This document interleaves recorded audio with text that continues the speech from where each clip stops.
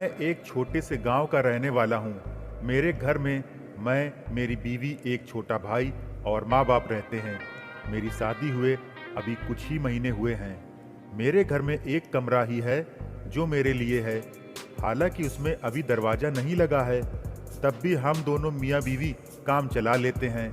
कमरे के बाहर एक हॉल है जिसमें घर के बाकी सदस्य सोते हैं। यह बात उस दिन की है जब मेरी माँ फूलवती राखी बांधने के लिए मेरे मामा के घर गई हुई थी। उस दिन मेरा बापू श्यामलाल मेरी माँ को बस अड्डे पर छोड़कर आए थे। माँ बस से अकेली चली गई थी। शाम को मेरी बीवी ने खाना बनाया और हम सबने साथ में बैठकर खाना खाया। खाने के बाद हम सब सोने की तैयारी करने लगे। बापू और भाई बाहर हॉल में सो गए और मैं व मेरी पत्नी रूम में लेट गई।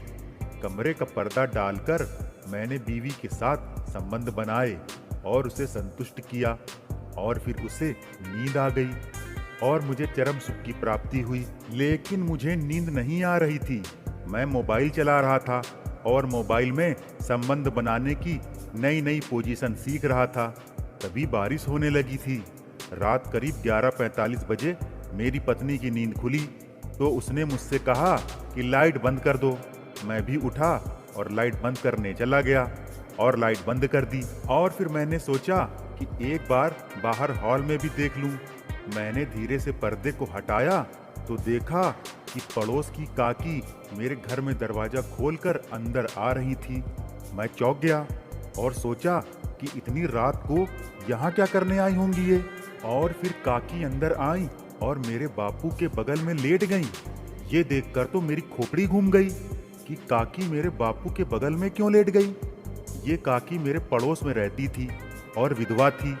हालांकि आज तक मैंने काकी को किसी गलत नजरिए से नहीं देखा था, मगर आज समझ आ रहा था कि काकी तो अभी भी जवान माल थी। उनकी उम्र 35 साल थी।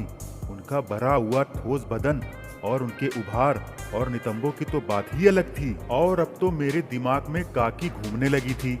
उनके तने हुए उभार और उठे नितंब का ध्यान तो मेरी निगाह में आज ही घूमा था। विधवा होने के बावजूद भी उन्होंने अपने आप को करारा माल बना रखा था। शायद इसीलिए मेरा बापू उस पे फिसल गया। तभी काकी की हल्की सी आवाज आई, क्या उखाड़ ही लोगे?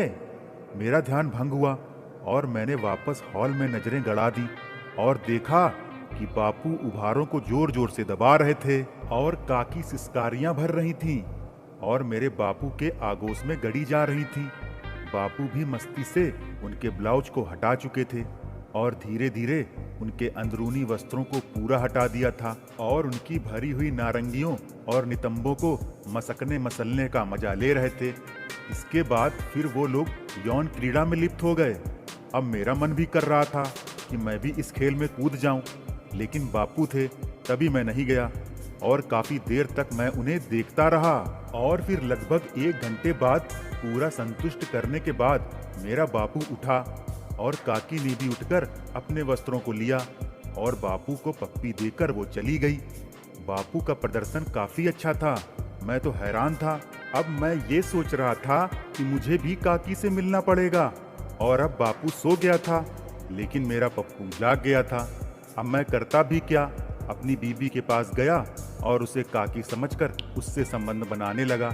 तो दोस्तों, ये कहानी आपको कैसी लगी?